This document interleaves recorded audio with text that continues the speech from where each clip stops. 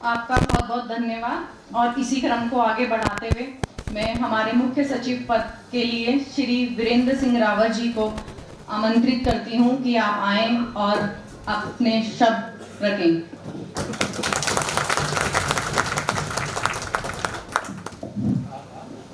स्वप्न निर्मित न हवाई घर बनूंगा, स्वप्न निर्मित न हवाई घर बनूंगा, हो सके तो नींव का पत्थर बनूंगा, हो सके तो नींव का पत्थर बनूंगा, हो सके तो नींव का पत्थर बनूंगा।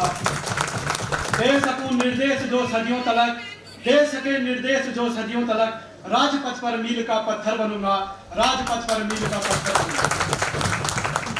मेरे सम्मानित मुख्य चुनाव अधिकारी महोदय, उनकी संपूर्ण टीम, बार एसोसिएशन की निवर्तमान कार्यकारिणी व पूर्व में रहे मेरे बार के सम्मानित पदाधिकारीगण व मेरे वरिष्ठ सम्मानित अधिकारीगण, मेरी अधिवक्ता बहनें और मेरे युवा साथियों, आप सबको मेरा प्रणाम, सादर अभिवादन।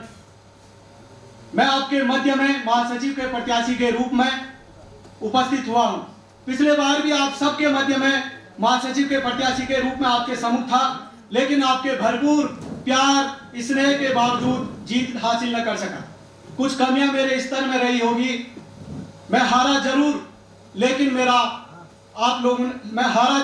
मैं हतोत्साहित नहीं हुआ। आप लोगों का उसी उत्साह और उसी सौहार्दपूर्ण व्यवहार के साथ आप सबसे जुड़ा रहा और आज आप सबकी प्रेरणा के साथ इस मंच पर खड़ा हूं। इसकी पुनः आपने जो प्रेरणा और हिम्मत से मुझे इस मंच में खड़ा कराया, आपसे इस महासचिव के पद के लिए समर्थन की अपील करना चाहता हूं। मेरा चुनाव में प्रतिवाद करने का मुख्य कारण आप लोगों की सेवा करना है और अधिवक्ता समाज को, आप लोगों के साथ अधिवक्ता समाज के मान सम्मान को बनाए रखना मेरी पहली प्राथमिकता है। उच्च न्यायालय की प्रतिष्ठा पर कभी आंच आने नहीं दूंगा।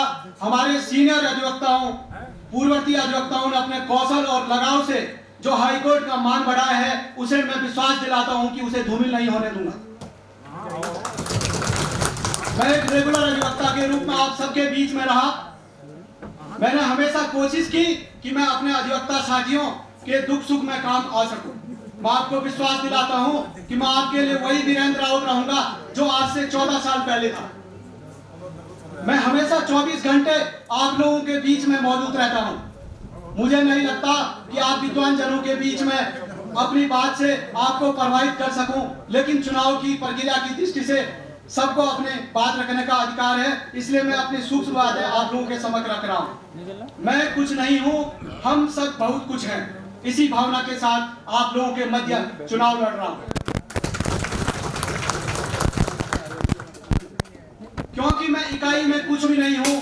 जो कुछ भी हूं और जो कुछ भी रहूंगा, आप सबके सहयोग से रहूंगा और आप सबके साथ खड़े रहने से ही सब कुछ संभव है।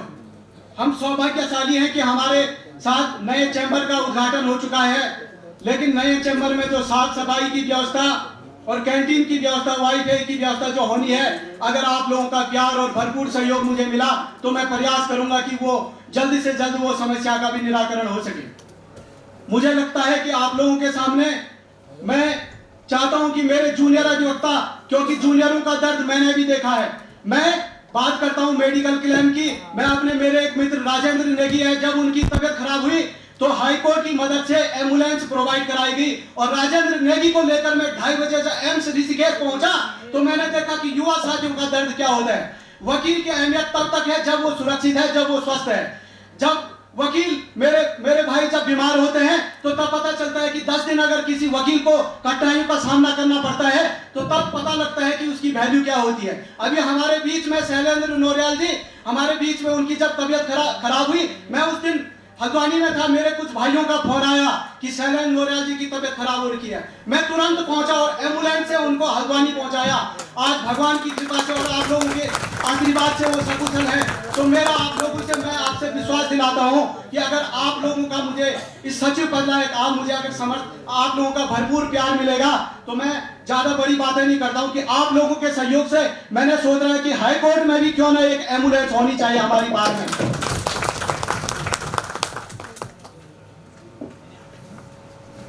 झारखंड सरकार द्वारा सीनियर जूनियर अधिवक्ताओं को और जो सीनियर अधिवक्ता जो 65 साल से, उनके लिए पेंशन की व्यवस्था झारखंड सरकार ने की। मैं अगर आप लोगों का सहयोग मुझे मिला तो मैं चाहता हूं कि उत्तराखंड में भी यह व्यवस्था लागू हो, इस पर प्रयास करूंगा। पीएसटी, कैट और एएफटी का जो बेंच है कि हमारे अधिवक्ता भाइयों को नैनीताल कलम में भागना पड़ता है और वापस आते आते यहाँ पे जो केस लगे रहते हैं वो डीडी हो जाते हैं। तो आप सबका अगर मुझे सहयोग मिलेगा तो मैं चाहता हूं कि एक ही परिसर में पीएसटी, कैट और एएफटी यहीं पे संचालित हो, इसके लिए प्रयास करूंगा। बार और बेंच के बीच आपसी तालमेल स्थापित करना मेरी पहली प्राथमिकता रहेगी तथा अधिवक्ता हित में यदि कठोर रुख भी अपनाना पड़ा तो अग्रिम पंक्ति में खड़ा रहूंगा।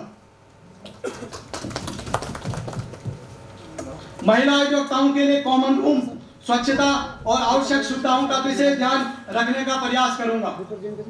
दुर्भाग्य से किसी अधिवक्ता के माता पिता का देहांत हो जाता है तो देहांत हो जाने पर परंपराओं के निर्वहन के कारण वह व्यक्ति कोर्ट नहीं आ पाता है। ऐसी स्थिति में 15 दिनों के लिए अधिवक्ताओं के केसों के लिए कोई एडवर्स ऑर्डर ना हो, ऐसा आप सबके प्रयास से सफल हो पाएगा कि ऐसा एडवर्स ना हो, इसके लिए प्रयास करूंगा। कई महीनों तक रोस्टर नहीं बदलता है, अगर आप सबका सहयोग रहा तो यह सुनिश्चित करने का प्रयास करूंगा कि हर 3 महीने में रोस्टर की पद्धति बदले, ऐसा मैं प्रयास करूंगा।